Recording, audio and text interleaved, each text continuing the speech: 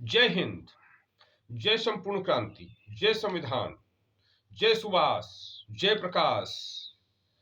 चंद खबरों के साथ आपके दरबार में हाजिर हो गया बंदा इन प्रकाश। बिहार में बाबू जगदेव प्रसाद का जयंती समारोह मनाया गया। 100 साल पूरे होने। उपेंद्र कुशवाहा के भी द्वारा, जनता दल यूनाइटेड के भी द्वारा, जनता दल इंद्र कुमार गुजराल के भी द्वारा, चौधरी किरण सिन्हा ब्रिगेड के भी द्वारा। एक खास बात यह रही, चर्चा का विषय जो रहा बिहार में, कि उपेंद्र कुशवाहा के कार्यक्रम में, उपेंद्र कुशवाहा आज की तारीख में है तो जनता दल यूनाइटेड में ही, लेकिन इतना बड़ा कार्यक्रम, उस भव्य आयोजन में ना तो नीतीश कुमार पहुंचल बा और ना ही जनता दल के राष्ट्रीय अध्यक्ष माननीय राजीव रंजन सिंह उर्फ ललन सिंह पहुंचल बानी। अब सवाल है कि संबंध इसीलिए माना जा रहा है कि उपेंद्र कुशवाहा के संबंध दरक गए, क्योंकि ना तो मुख्यमंत्री जी पहुंचे माने नीतीश कुमार ना तो पहुंचे और ना राजीव रंजन सिंह उर्फ ललन सिंह पहुंचे।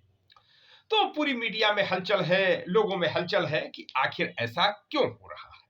एक बात यह रही, परसों एक कार्यक्रम हुआ था पूर्व संध्या पर, जिसमें राष्ट्रीय जनता दल के नेता उप मुख्यमंत्री तेजस्वी खूब दहाड़े थे आलोक मेहता को लेकर के, क्या आलोक मेहता की तरफ कोई उंगली उठा देगा, कोई आंख दिखा देगा, तो खैर नहीं। चर्चाएं तेज है कि भाई क्या आलोक मेहता ही है सब कुछ, और जो बिहार में जो हत्याएं हो रही हैं उनके लिए जिम्मेदार कौन है। ये बिहार के लोग सवाल उठा रहे हैं, भारत के लोग सवाल उठा रहे हैं, क्योंकि जब तक आप वो मंत्री है इसलिए उनकी सुरक्षा देंगे और बाकी लोगों को अपने फटे हाल पे छोड़ देंगे, तो आपके मुख्यमंत्री बनने का मतलब क्या है।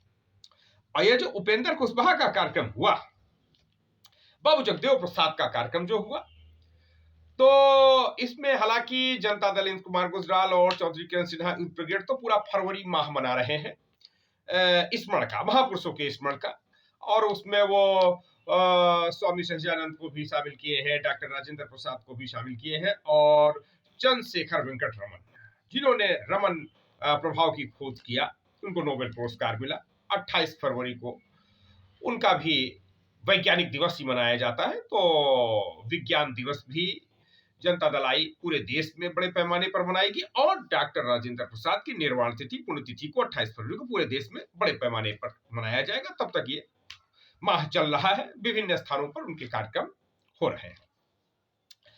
इस सब के बहाने से माने यूपी बिहार के उधर एक, इधर कुशवाहा बाबू जगदेव प्रसाद पर कार्यक्रम हो रहा है, उधर उत्तर प्रदेश में मौर्य जी दहाड़े हुए हैं, शूद्र गवार ढोल पसुनारी ये सब हैं ताड़ना के अधिकारी, नहीं चलेगा नहीं चलेगा।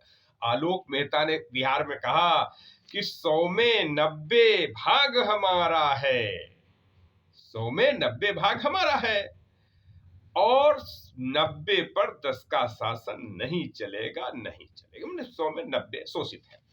तो अब जो शोषित है, एक बात ये इन दोनों के बीच निकल के आई, अति पिछड़ा। अति पिछड़ा जो उपेंद्र कुशवाहा का जो कार्यक्रम रहा उसमें भी छाया रहा अति पिछड़ा पर, और उत्तर प्रदेश में भी यह बात निकल पड़ी कि भाई अति पिछड़ा को भागीदारी क्या दिया, अति पिछड़ा को भागीदारी क्यों नहीं अब तक।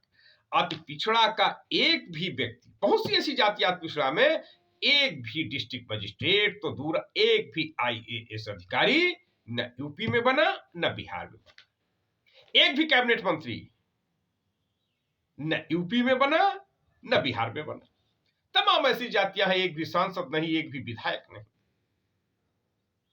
तो कुछ लोग आरोप लगाते हैं कि भाई शासन किया ब्राह्मण ने, तो कुछ लोग ये भी कह रहे हैं कि ब्राह्मण के बाद जिन लोगों ने शासन किया, एक जाति वालों ने, तो उन्होंने ही कहा अति पिछड़ों को अधिकार दे दिया।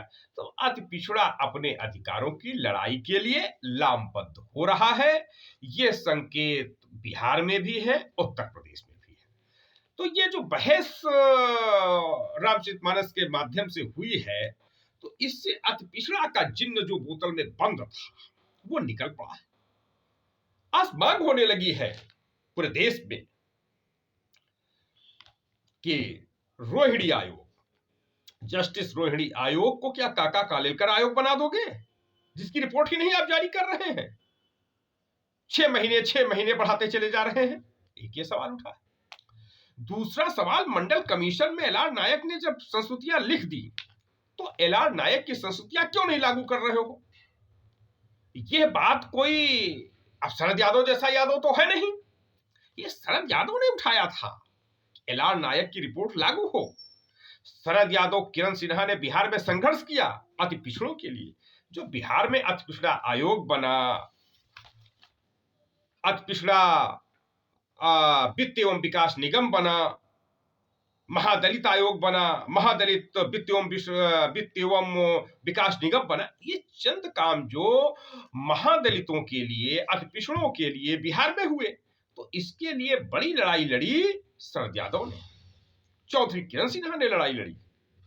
लेकिन आज ये हिम्मत तो दूसरे यादव लोग नहीं कर पा रहे हैं। कुछ लोग हैं, लेकिन बड़े पैमाने पर अति पिछड़ों की हकमारी ना हो, इस बात की लड़ाई लड़ने वाले लोग कम पड़ते जा रहे हैं। लेकिन ये जो एक जिन्न निकल आया रामचरितमानस के बहाने से, तो उस जिन्न में जो निकला है वो बिहार में भी दहाड़ रहा, उत्तर प्रदेश में भी दहाड़ रहा है कि अति पिछड़ों को हिस्सेदारी दो, अति पिछड़ों को भागीदारी दो। अब 100 में 90 का ही शासन की बात नहीं है। अब बात यह है कि वो ही राज करेगा यूपी बिहार में, कम से कम यूपी बिहार में वो ही राज करेगा जो अति पिछड़ों की बात करेगा, जो अति पिछड़ों को अधिकार देगा और देने की बात करेगा। अब ये सवाल ये है कि क्या अति पिछड़ा उन लोगों पर भरोसा करेगा जो कई कई बार मुख्यमंत्री रहे हैं, कई कई बार विधायक रहे, सांसद रहे, मंत्री रहे, विभिन्न पदों पर पहुंचे और अति पिछड़ों के लिए कुछ नहीं किया, जिनके परिवार में कई कई मुख्यमंत्री हो गए हैं। लेकिन जब मौका मिला, जब कई कई मुख्यमंत्री हुए, तब उन्होंने अति पिछड़ों के लिए क्या किया है, आज अति पिछड़ा समाज भी पूछ रहा है। क्योंकि अब अति पिछड़ा भी जागरूक हुआ है भाई, अनुसूचित जाति जागरूक हुआ है, अति पिछड़ा जागरूक है, अल्पसंख्यक अब मजबूर है, वो चुप है, वो अपनी बात नहीं कह पा रहा है, लेकिन कहीं ना कहीं गाहे बगाहे वो भी अपनी बात रख रहा है। एक गठजोड़ बन रहा है यूपी बिहार में, अनुसूचित जाति, अति पिछड़ा, अल्पसंख्यक। माने अल्पसंख्यक समाज भी, आपने देखा उत्तर प्रदेश का चुनाव हुआ रामपुर में, अल्पसंख्यक बाहुल्य क्षेत्र, और माई माई माई फेल हो गया, माई गाई, माई एम वाई एकजुट हो जाए तो आजमगढ़ का चुनाव जीत ले। आजमगढ़ का चुनाव नहीं जीत पाए एम वाई, रामपुर का चुनाव नहीं जीत पाए उत्तर प्रदेश में। बिहार में वो चाहे गोपालगंज का चुनाव हो, चाहे कुढ़नी का चुनाव हो, और भी कई जो चुनाव हुए हैं, तो उन सब में साफ साफ दिखा है कि जो अल्पसंख्यक वर्ग, एक एमवाई समीकरण दिया जाता था कि राष्ट्रीय जनता दल के साथ मुस्लिम है, उस मुस्लिम ने नकार दिया बिहार में राष्ट्रीय जनता दल को। उत्तर प्रदेश में माना जाता था कि समाजवादी पार्टी के साथ मुस्लिम है, लेकिन मुस्लिम ने नकार दिया। और जब मैं 19 में लखनऊ से मैडम सिन्हा का लोकसभा चुनाव लड़ा रहा था, तो अभी मैंने देखा कि रात रात में जानकारी आ जाए कि फला मुस्लिम तो आपके साथ नहीं है, वो कांग्रेस में जा रहे हैं। हम लोग पहुंचे तो सवाल उठाते थे कि भाई हमें क्या दिया सपा बसपा, जबकि मैडम सिन्हा सपा बसपा, सपा की सिंबल पर चुनाव लड़ रही थी लखनऊ से, और बसपा का गठबंधन था, राष्ट्रीय लोकदल भी गठबंधन का हिस्सा था, और जनता दल आई इंद्र कुमार गुजराल का खुला समर्थन था मैडम सिन्हा के लिए। इतने सब होने के बावजूद भी मुस्लिम समाज को दिख रहा, भाई बात होती थी, हम लोग बात करते थे कि भाई वोट आप कहां से लाओगे, किधर आपका वोट जा रहा है, क्योंकि वोट तो मैडम सिन्हा के साथ है, क्योंकि सपा बसपा रालोद जनता दल आई, इन सबका समर्थन है इनके साथ में। तो मुस्लिम समाज के लोग, बहुत से लोगों का ना ना ना, हमारे लिए सपा बसपा ने कुछ नहीं किया, जितना किया उस कांग्रेस ने जितना किया उससे भी गया बीता इन्होंने किया। हारे या जीते, भाजपा आए या जाए, उससे हमारा मतलब नहीं, हम सपा बसपा को वोट नहीं देंगे, हमारी नाराजगी सपा से है। 2019 का लोकसभा चुनाव, और यह केवल लखनऊ ही नहीं, लखनऊ तो बानगी थी, क्योंकि लखनऊ से मैं जुड़ा हुआ था, मैं उनका चुनाव प्रचार कर रहा था, इसलिए मैडम सिन्हा के चुनाव में लगा हुआ था, इसलिए हमें कुछ जानकारी हुई।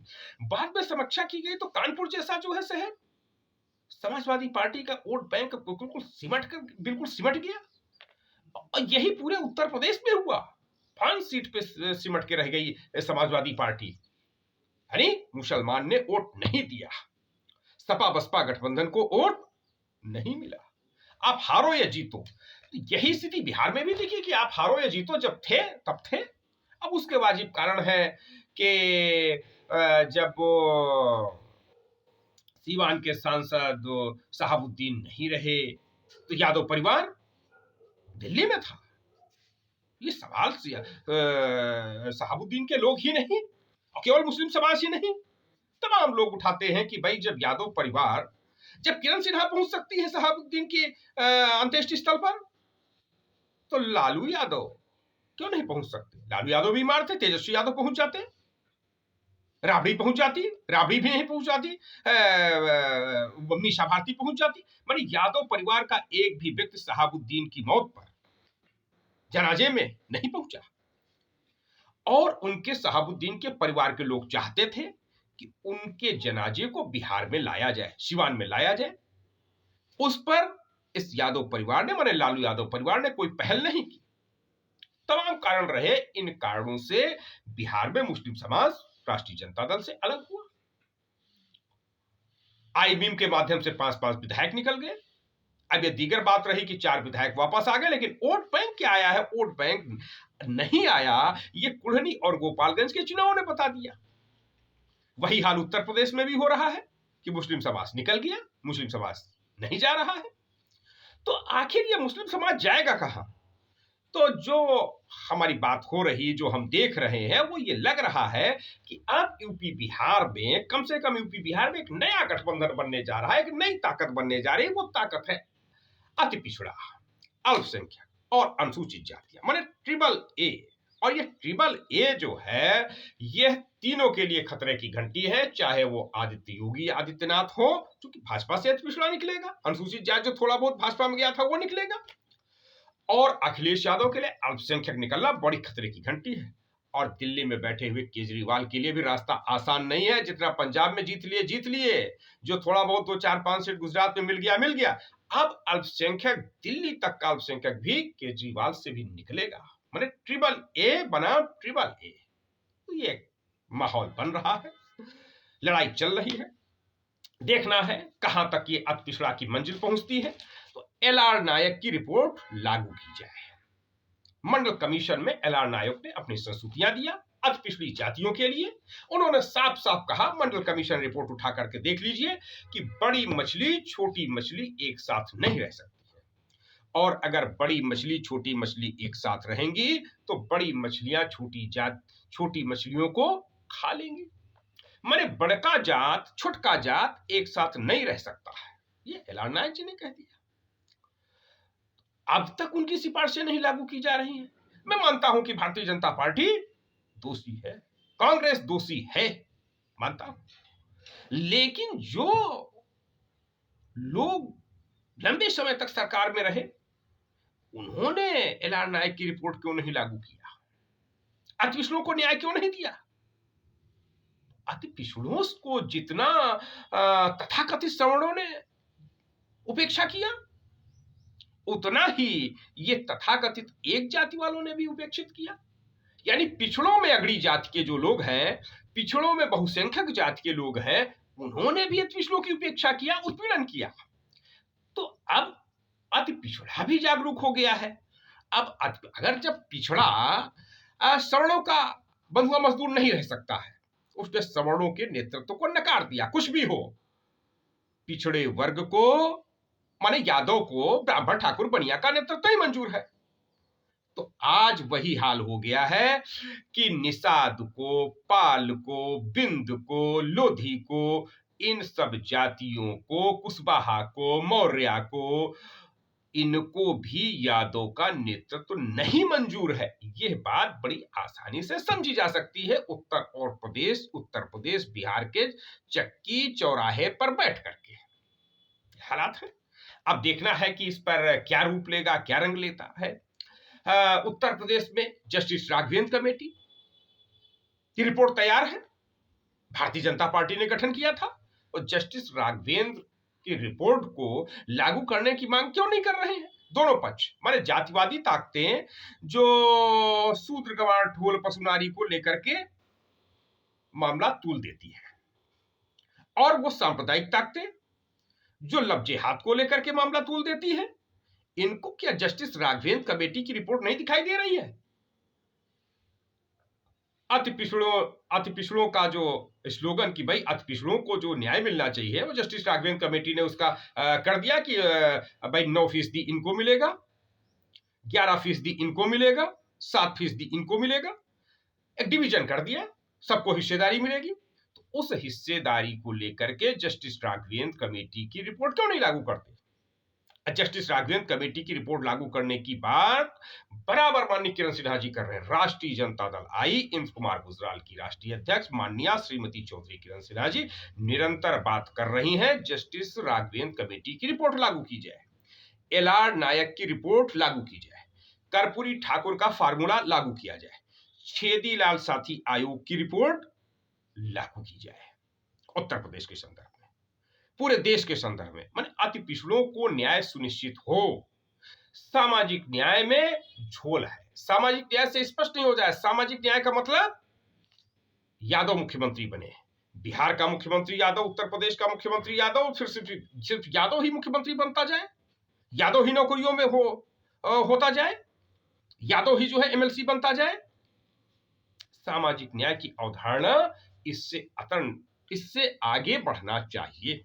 सामाजिक न्याय की अवधारणा सबको शिक्षा, सबको रोजगार, सबको संपत्ति का अधिकार, सबको सुरक्षा, सबको स्वास्थ्य, और अति पिछड़ों को भागीदारी, नौकरियों में भी भागीदारी और राजनीति में भी भागीदारी, ठेकेदारी में, कोटेदारी में, पट्टेदारी में, सब कहीं अति पिछड़ों की भागीदारी, अनुसूचित जातियों की भी भागीदारी और अल्पसंख्यकों की भी भागीदारी। सवर्णों को भागीदारी मत दीजिए भाई, उन्होंने लंबे समय तक आपका शोषण किया, उत्पीड़न किया है, उनकी भागीदारी खत्म कीजिए। लेकिन जब मौका मिलता है तो माफिया सवर्ण, दो प्रकार के सवर्ण, एक माफिया पूंजीपति सवर्ण, उसको भागीदारी देंगे, उसके आगे घुटने टेक देंगे, ये तथाकथित जातिवादी।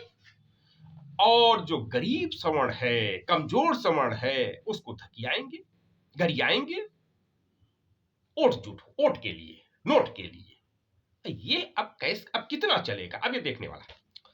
उत्तर प्रदेश के एमएलसी के चुनाव हुए, अब जो खबर आ रही है कि उत्तर प्रदेश में 5 सीटों पर समाजवादी पार्टी हार रही है। अब एक था कि भाई चलनी में दूध दूहे और करमन का द्वास दे। गोरखपुर, अयोध्या क्षेत्र, बनारस में आशुतोष सिन्हा को समाजवादी पार्टी ने बना दिया। योगी आदित्यनाथ ने पूरी ताकत लगाई, नरेंद्र मोदी ने पूरी ताकत लगाई, लेकिन कायस्थ आशुतोष सिन्हा वहां से जीतकर आया। क्यों? क्योंकि स्नातक क्षेत्र में आज भी कायस्थ समाज का वर्चस्व है। बड़े पैमाने पर कायस्थ समाज के लोग स्नातक हैं, इसलिए कायस्थ समाज एकजुट हो गया और एकजुट होकर के आशुतोष सिन्हा को बनारस से जिता दिया। और समाजवादी पार्टी के पास एक अवसर था उत्तर प्रदेश के अयोध्या गोरखपुर विधान परिषद सीट जीतने का, बरेली मुरादाबाद विधान परिषद की सीट जीतने का, और उन्नाव कानपुर विधान परिषद जीतने का। अगर कायस्थ प्रत्याशी बनाती, एक 5 सीट का चुनाव हो रहा था, 2 शिक्षक का हो रहा था, स्नातक क्षेत्र में 1 सीट का अगर प्रत्याशी कायस्थ प्रत्याशी समाजवादी पार्टी बना देती तो वो सीट समाजवादी पार्टी जीत जाती। चूंकि तीनों जगहों पर कायस्थों का स्नातक क्षेत्र में बाहुल्य है, शहरी क्षेत्रों में कायस्थों का बाहुल्य है। चूंकि कायस्थ समाज गांव से निकल करके आ गया नौकरियों के लिए, शहरों में बस गया, शहरों में बसा हुआ है, गांव में कम है, शहरों में बहुतायत में। तो अब समाजवादी पार्टी ने एक भी कायस्थ को नहीं दिया टिकट। विधानसभा में केवल 2 कायस्थों को टिकट दिया, और जो दोनों विधायक थे। तो विधान परिषद में न देने के कारण कैसे बनेगा? तो ये स्थिति रही कि जब समाजवादी पार्टी ने नहीं दिया टिकट, तो फिर स्थिति कैसे बनती, कैसे सुधरती, कैसे संवरती। और समाजवादी पार्टी हार रही है। अभी परिणाम जो है पूरी तरीके से जो है डिक्लेयर नहीं हुआ, लेकिन और ये कोई अभी नहीं है, जिस समय प्रत्याशी घोषित कर दिया था समाजवादी पार्टी ने, तभी से अनुमान लगना तय हो गया था कि समाजवादी पार्टी चुनाव हारेगी स्नातक क्षेत्र में, क्योंकि जिन लोगों को प्रत्याशी बनाया है उनके साथ स्नातकों का वोट वो नहीं ले पाएंगे। अब उन्नाव कानपुर से स्नातक प्रत्याशी यादव बना दिया, शिक्षक प्रत्याशी भी यादव बना दिया, और फिर वही बात आ गई कि आधे में अधगर आधे में सबकर, माने पूरा पूरा यादव लेगा। विधान परिषद की शिक्षक सीट होगी तो भी यादव लड़ेगा, और जो स्नातक सीट होगी वो भी यादव लड़ेगा, पार्टी भी यादव का, पार्टी पे कब्जा भी यादव का। तो यादव बनाम आल, माने यादव से हट करके पूरी जो है लड़ाई ये बन गई कि एक जात बनाम सब जाति। अब वहां से पाठक जीत रहा है भारतीय जनता पार्टी। तो भारतीय जनता पार्टी का वोट काटने की क्षमता, हैसियत बनारस ने बता दिया कि कायस्थ में है। आशुतोष सिन्हा बहुत साधारण कैंडिडेट, उसके मुकाबले बहुत बड़ी बड़ी ताकतें, हाहा होती ताकतें लगी हुई थी, और उन हाहा होती ताकतों को हारना पड़ा बनारस के चुनाव में। वैसे ही गोरखपुर अयोध्या क्षेत्र seat, Bareilly Moradabad seat, Kanpur Unnao seat Kayastha के सहारे समाजवादी पार्टी जीत सकती थी, लेकिन समाजवादी पार्टी ने यह ध्यान नहीं दिया, तो हारेंगे तो है ही। अब क्या करें इंद्र प्रकाश बौद्ध, ये बड़ी विचित्र स्थिति है। तो आज के कुछ समाचार पत्रों को देखते हैं। तो सुप्रीम निगरानी में अडानी केस की जांच होनी चाहिए। आरबीआई ने बैंकों से मांगा अडानी ग्रुप को दिए गए कर्ज का ब्यौरा। अब माननीय किरण सिन्हा जी तो कहती हैं कि भारत में महिलाएं अपने पति का नाम नहीं बताती, शर्म आती है।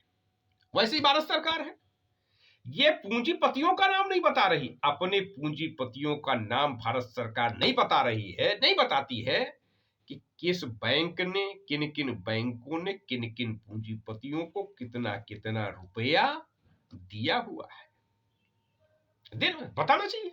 तो खैर वो अब आया है कि आरबीआई ने बैंकों से मांगा है तो कि अडानी ग्रुप को दिए गए कर्ज का ब्यौरा दीजिए। अब देखना होगा कि इसमें क्या होता है। और लखनऊ जेल से रिहा हुए कंपन, ये केरल के पत्रकार सिद्दीक कंपन को गुरुवार को लखनऊ जेल से सशर्त रिहा कर दिया गया है, ये खबर है। और अकाली दल का मायावती सुखबीर ने किया है गठबंधन, पंजाब में हुआ है। शिरोमणि अकाली दल में लोकसभा चुनाव के मद्देनजर गठबंधन हुआ है, और ये मायावती जी और सुखबीर सिंह दिल्ली में भेंट किया, और दिल्ली में मुलाकात के बाद उन्होंने फैसला लिया है, ये रहा। और विधायक राहुल कोल का निधन हो गया, तो इस पर माननीय किरण सिन्हा जी ने कल शोक भी व्यक्त किया हुआ था। ये अपना दल इससे विधायक थे मिर्जापुर जिले की 96 विधानसभा क्षेत्र से, और इनके पिताजी सांसद हैं पकौड़ी लाल सांसद हैं, ये रहे। अब ये आज का ये जो मुख्य कार्यक्रम जो होना है, यहाँ का कुछ कार्यक्रम देखा जाता है कि लखनऊ में जो कार्यक्रम है,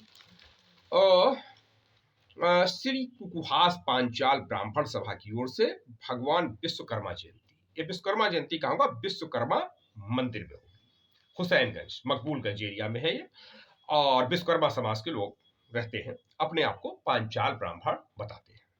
दूसरा है अखिल भारतीय अनुसूचित जाति एवं जनजाति कर्मचारी कल्याण संघ का स्थापना दिवस समारोह कामनहाल ए ब्लॉक दारुसभा पर 11 बजे कार्यक्रम रहेगा। नित्यानंद त्रयोदशी श्री श्री राधा रमण बिहारी मंदिर इस्कॉन सुशांत गोल्फ सिटी, यहाँ पर कार्यक्रम 12 बजे रहेगा इस्कॉन में। और इस्कॉन में जनता खबर की टीम ने भी कवरिंग किया हुआ था, कल वो इस्कॉन मंदिर पहुंची हुई थी जनता खबर टीम, और उसने पूरी कवरिंग किया है, उसको आप लोग देखिए। पंच कल्याणक प्रतिष्ठा महोत्सव में गर्भ कल्याणक जैन मंदिर इंदिरा नगर में 1:30 बजे कार्यक्रम है। सनत कदा लखनऊ फेस्टिवल सफेद बारादरी कैसरबाग शाम 5 बजे कार्यक्रम रहेगा। लखनऊ हस्तशिल्प महोत्सव कांसीराम स्मृति भवन शाम 6 बजे कार्यक्रम रहेगा। गुरु हरिराय महाराज का प्रकाश पर्व गुरुद्वारा नाकासाम 6:15 कार्यक्रम रहेगा। 30 दिवसीय मंचकृति हास्य नाट्य समारोह का उद्घाटन संत घाट के ऑडिटोरियम उत्तर प्रदेश संगीत नाटक अकादमी शाम 6:30 कार्यक्रम रहेगा।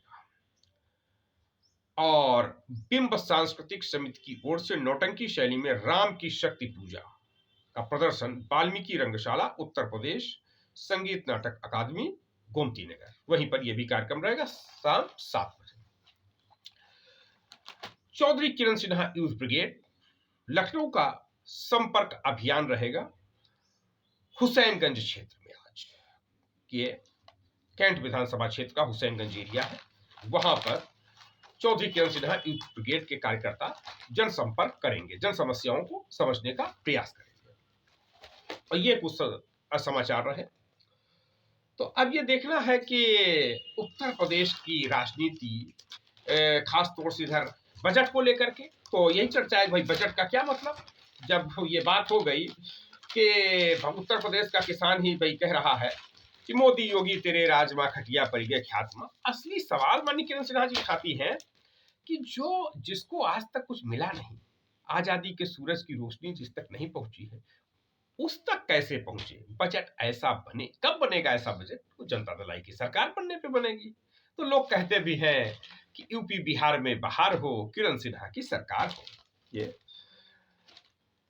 हाँ, तो ये कुछ समाचार रहे और इसके साथ में ये बिल्डर फहद याजदानी समेत 7 पर FIR हुआ है। ये NBT में समाचार छपा हुआ है। अब 32 वर्ष पहले ली थी 100 रुपए की घूस, अब 1 साल की सजा हो गई है। ये भी एक प्रकरण छपा हुआ है।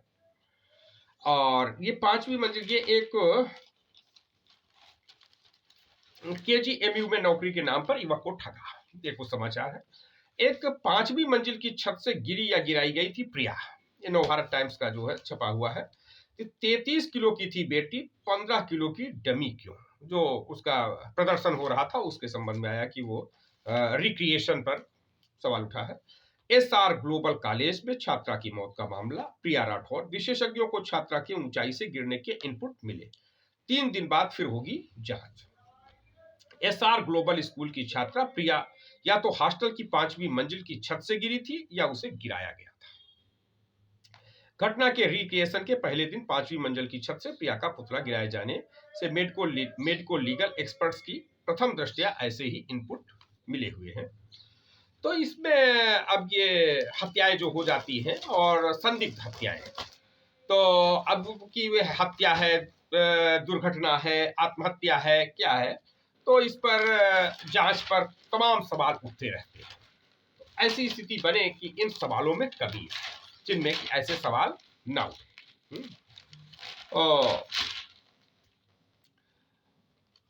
एक को समाचार छपा हुआ था कि कुछ दिन पहले आया था, तो उस पर चर्चा कुछ लोग कर रहे हैं। तो हाई कोर्ट ने कहा, इलाहाबाद हाई कोर्ट ने, कि कोरोना काल में जो विद्यालय बंद थे उनको फीस लौटाना होगा। लेकिन अभी तक जो शिक्षा विभाग से या और लोगों से जनता खबर की टीम मिली, जानकारी किया, तो जानकारी में यह आया कि अभी ऐसा कुछ नहीं हुआ है कि जिसमें कि कुछ विद्यालयों ने कोरोना काल में जो अभिभावकों से फीस ली है उस फीस को माफी करते हुए फीस लौटाने की कोई प्रक्रिया चल रही हो, ऐसा कुछ नहीं है। और अब तो एक नया घोटाला, प्रबंधक और प्रकाशक घोटाला, प्रबंधक प्रकाशक का गठजोड़ घोटाला। 10 रुपए की किताब साधारण कोई आदमी देख के बताइए साहब, 10 रुपए की होगी, 20 रुपए की होगी, 20 ठोर पन्नों की किताब 200 रुपए की। तो ये है कम पैसे की, माने 15 रुपए 20 रुपए किताब की लागत आ रही है और वो 20-25 गुना 400-500 रुपए की किताब बिक रही है। कमीशन का भयंकर लेन देन हो रहा, जैसे डॉक्टर और मेडिकल की दवाई बनाने वाली कंपनी के साथ होता है, वैसा ही पुस्तक बनाने वाली, माने पुस्तक छापने वाली जो प्रकाशक है उसके साथ भी ऐसा ही प्रबंधकों के साथ गठजोड़ करके किया जा रहा है, लूटा जा रहा अभिभावक। अब कौन सी जात का अभिभावक है? अब एक सवाल उठता है कि क्या इसमें केवल एक जाति के ही अभिभावकों को लूटा जा रहा है? क्या इसमें अभिभावक बने अभिभावक, हर अभिभावक को लूटा जा रहा है? लेकिन यहां जातिवादी ताकतें छुट्टी पर चली गई, सांप्रदायिक ताकतें छुट्टी पर चले गई। अरे भाई, उनको यही आवाज उठाना चाहिए कि कम से कम जो हिंदुओं के हितैषी हैं, हिंदुओं के ठेकेदार हैं, कि भाई पुस्तक माने प्रबंधक, विद्यालय का प्रबंधक और पुस्तक का प्रकाशक जो एक गठजोड़ बनाए हुए हैं, जिसके तहत 20 रुपए की किताब 500 में बिक रही है, वो किताब हिंदुओं से 20 रुपया ही लिया जाए, हिंदुओं के अलावा उनसे ज्यादा पैसा लिया जाए। क्यों? क्योंकि हम हिंदुओं के ठेकेदार हैं, कोटेदार हैं, कट्टेदार हैं, इसलिए हम हिंदुओं की बात करेंगे। और वो जो जातिवादी हैं, जो जाति की बात करते हैं, 85 पे 15 का शासन नहीं चलेगा, वोट हमारा, राज तुम्हारा नहीं चलेगा, 100 में 90 भाग हमारा है, 10% तुम्हारा है, तो उन लोगों को भी आगे आना चाहिए। उनको कहना चाहिए कि भाई देखो, 90% लोगों के साथ न्याय कर दो, 90% लोगों के साथ 20 रुपए की किताब 500 की मत बेचो, 10% के साथ बेचो, हमको कोई दिक्कत नहीं है। और जो 85-15 की बात करें, उनको यह कहना चाहिए कि भाई 15% के साथ चाहे जैसे बेचो, चाहे जैसे निपटो, लेकिन 85% जो है उनके साथ भाई न्याय कर दो, उनको 20 रुपए की किताब 20 रुपए में दे दो। सब छुट्टी पर चले गए, नहीं दिखाई दे रहे हैं। अस्पताल में दवाई नहीं मिल रही है किसी को भी, माफिया की सुनवाई होगी, पूंजीपति की सुनवाई होगी, शासन प्रशासन उद्योगासन, माने जो शासन में जुड़ा है, प्रशासन में जुड़ा है, उद्योगासन में, उसकी सुनवाई होगी, उसके उसके उसके उसके घर में डॉक्टर पहुंच जाएंगे। मुझे याद है एक बार कल्याण सिंह उत्तर प्रदेश के मुख्यमंत्री थे, उनका नाती छींक मारा, बलरामपुर के डॉक्टर उनके घर पहुंच गए। और केवल वही नहीं, जितने शासन सत्ता से जुड़े लोग हैं उनके यहां सब डॉक्टर आगे पीछे घुमा करते। अब ये जातिवादी ताकतें, संप्रदायवादी ताकतें यही मांग कर ले कम से कम कि भाई जो सांप्रदायिक हैं वो मांग कर ले कि भाई चिकित्सा व्यवस्था हिंदुओं को दे दो, 80% हिंदुओं को कम से कम चिकित्सा व्यवस्था दे दो, बाकी को छोड़ दो, हमसे कोई मतलब नहीं। और 85 वाले जो हैं, 90 वाले हैं, इनका एक भी स्टेटमेंट नहीं आ रहा है कि भाई 85 और 90 को चिकित्सा व्यवस्था में अच्छी दवाई दीजिए, अच्छी डॉक्टरी की सुविधा मुहैया कराइए, बाकी 10 वालों को छोड़ दो, 15 वालों को छोड़ दो। माने शिक्षा, चिकित्सा, रोजगार पर कोई मतलब नहीं है, लोगों को रोजगार कैसे मिले, संपत्ति का अधिकार कैसे मिले, उस पर कोई बात नहीं।